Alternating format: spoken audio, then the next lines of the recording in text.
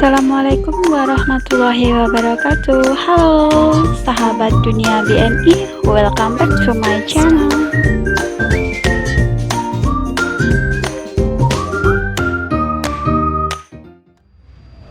Bismillahirrahmanirrahim. Assalamualaikum warahmatullahi wabarakatuh. Salam sejahtera bagi kita sekalian. Om Swastiastu, Namo Buddhaya, salam kebajikan.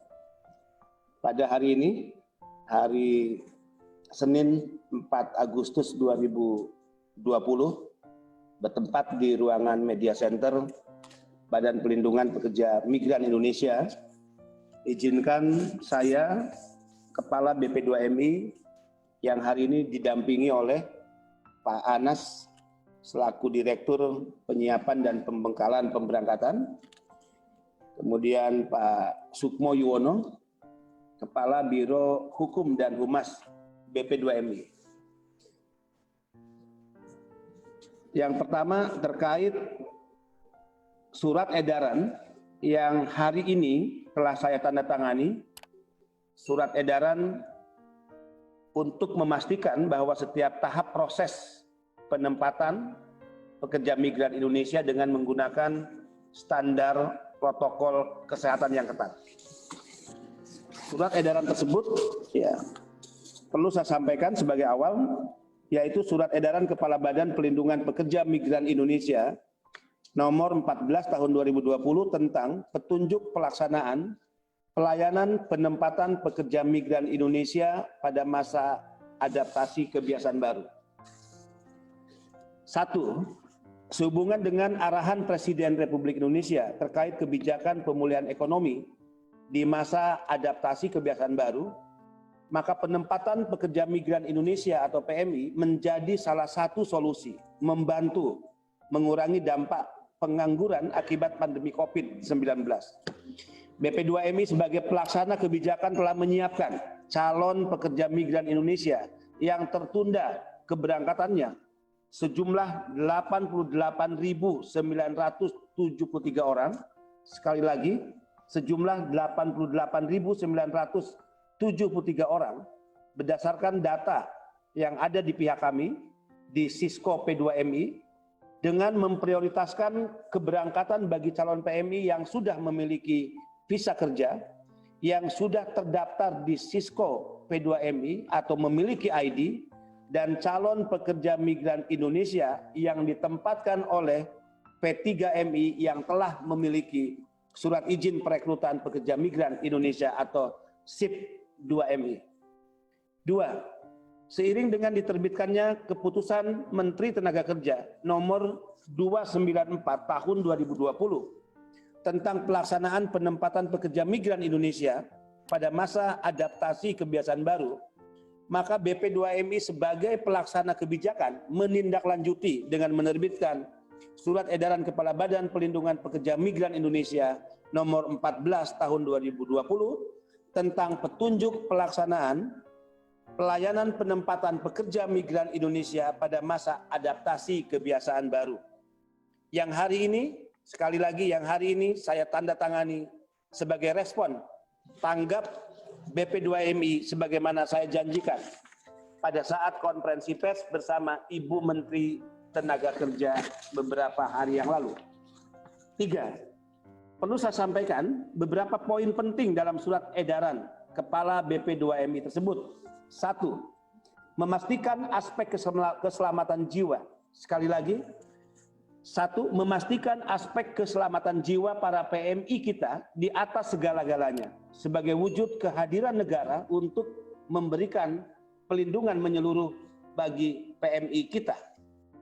Sebagaimana yang sering disampaikan oleh Pak Presiden Republik Indonesia, Pak Joko Widodo, lindungi PMI dari ujung rambut sampai ujung kaki. 2. Memastikan setiap tahapan proses penempatan benar-benar diyakini mematuhi protokol kesehatan secara ketat. 3. Memastikan tidak adanya pembebanan biaya pemeriksaan PCR kepada calon pekerja migran Indonesia atau pekerja migran Indonesia. 4. Terkait negara-negara tujuan penempatan tertentu yang sudah siap menerima tenaga kerja asing dengan menerapkan protokol kesehatan akan ditetapkan oleh Kementerian Ketenagakerjaan melalui Direktur Jenderal Pembinaan Penempatan Tenaga Kerja dan Perluasan Kesempatan Kerja. 5. Petunjuk pelaksanaan pelayanan penempatan pekerja migran Indonesia pada masa adaptasi kebiasaan baru disusun oleh BP2MI dengan maksud dan tujuan sebagai berikut. 1. Sebagai upaya perlindungan bagi calon pekerja migran Indonesia yang akan bekerja ke negara tujuan penempatan pada masa adaptasi kebiasaan baru. 2. Sebagai petunjuk yang mengatur pelaksanaan pelayanan penempatan pekerja migran Indonesia pada masa adaptasi kebiasaan baru yang wajib dilaksanakan oleh penyelenggara pelayanan pekerja migran Indonesia. 6. Surat edaran tersebut ditujukan kepada 1. Kepala Perwakilan Republik Indonesia, 2. Kepala Kantor Dagang dan Ekonomi Indonesia atau KDEI di Taipei, 3. Direktur Jenderal Imigrasi, 4. Direktur Utama BPJS Ketenagakerjaan, 5. Kepala Dinas Ketenagakerjaan Provinsi di seluruh Indonesia, 6. Kepala Dinas yang membidangi ketenagakerjaan kabupaten dan kota seluruh Indonesia, 7. Kepala Unit Pelaksana Teknis atau UPT BP2MI di seluruh Indonesia, 8. Direktur Utama P3MI, 9. Pimpinan BLKLN atau Balai Latihan Kerja Luar Negeri, 10. Pimpinan Sarana Kesehatan atau Sarkes, Pemeriksa Kesehatan PMI, 11. Pimpinan Lembaga Sertifikasi Profesi, 12. Asosiasi P3MI. 7. Terakhir dan paling penting terkait dengan skema pembiayaan tes PCR. Sekali lagi, terakhir dan paling penting terkait dengan skema pembiayaan tes PCR. BP2MI telah berkoordinasi dengan Ketua Satuan Tugas Komite Penanganan COVID-19 dan Pemulihan Ekonomi Nasional dan akan meminta arahan lebih lanjut kepada Menko Perekonomian selaku Ketua Komite Penanganan COVID-19 dan Pemulihan Ekonomi Nasional terkait skema pembiayaan tes PCR bagi calon PMI selama proses penempatan untuk memastikan CPMI atau PMI tidak dibebankan biaya pemeriksaan PCR baik dalam proses penempatan maupun saat tiba dan berada di negara tujuan penempatan. Demikian, terima kasih, salam sehat dan tetap semangat, salam merah putih, bendera kita bersama, Indonesia pasti bisa.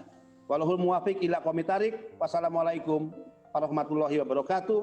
Salam sejahtera, Jakarta, 4 Agustus 2020. Kepala Badan Pelindungan Pekerja Migran Indonesia. Terima kasih. Thanks for watching and see you next video. Wassalamualaikum warahmatullahi wabarakatuh.